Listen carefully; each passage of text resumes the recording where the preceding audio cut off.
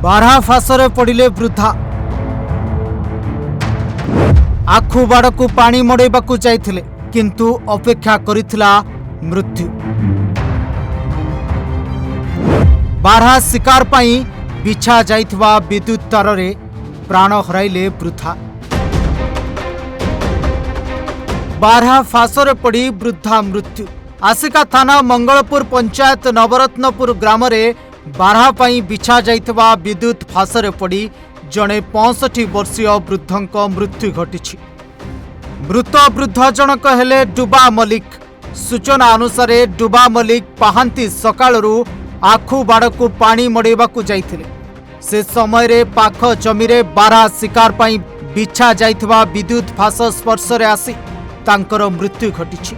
शुणंतु तांको पुओ कौन कहउछंती। काली रात्रे पानी मड़ावा आसथिले मर जाइछन्ते करंट लागिरी। बारहा खिया आम गाँ लोक बारहा लगे करंट लगे बारहा खाउथिले।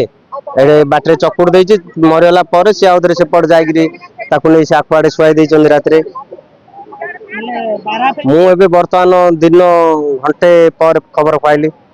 मु पदा रहउथिले आसी देखिला आडू दिन घंटे पर पदारे पाइली। घंटे पर मु जतल फोन पाइली संगे संगे आछि। घर लोक बहुत खोजाखोजी कला परे मध्य पाई नथिले।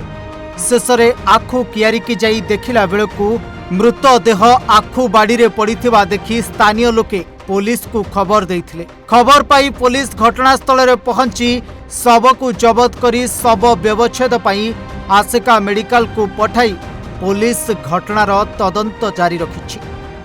घटना माने आपण तो स्पॉट देखुचंती एडे बारहा पे तार लागिछि कौन कोड कौन आसी आपण जदी तदंत करिले निजे निजे जानि पारिबे। अरे बारहा फास भी लागिछि कि बाघ फास भी लागिछि आपण तदंत कले जानि पारिबे। तो आपण देखुचंती ना एडे आपण स्पॉट देखुचंती निर्मया लोक बहुत माने भलो लोक माने सी घर मथिले हेले तांकर गोडे पुओ बहुत तांगे शांति रे रहिथांते हेले कि देखिथांते कोन कथाते एबे सब छुई पानती कि देखि पानती हेले। Bureau report Odisha Bhaskar.